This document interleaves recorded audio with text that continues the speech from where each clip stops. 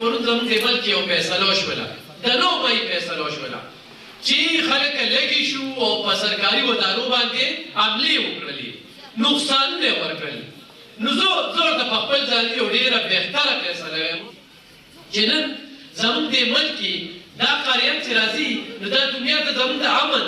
پیغام هم رسوي بیا د پښتونخوا بیا په خاصه توګه زموږ چارسده چې دا یو پرامنه ضلع ده چې زموږ دا قاریان پکې د بغل مېلمانه راغلي دي او څومره ښکلي بغیر سکیورټي په دغه مدرسه کې ناست دي نو یو دا احساس دی په دې موقع زه دا خبرې کوم چې پرون زموږ د ملک یو فیصله وشوله د 9 مۍ فیصله وشوله چې خلک لږې شو او په سرکاري ودانو باندې حملې وکړلې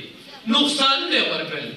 نو زه ورته په خپل ځان یو ډېره بهتره فیصله وایم او بهتره فیصله په دا ده چې هر سړی به راځي زموږ دا مدرسې دي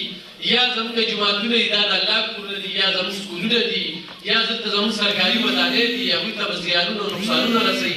نو په دې موقع باندې زه د خپلو علماو نه چې یاره زموږ دې نوي کور ته یو داسې پیغام ورکړي نن په هغه مور پلار څه تېرېږي نن هغوی جاړي او هېڅوک یې د تپوس نشته هېڅوک یې د پوښتنې نشته د وکیل یې نشته عدالت یې نشته نو موږ داسې خلکه ورواچي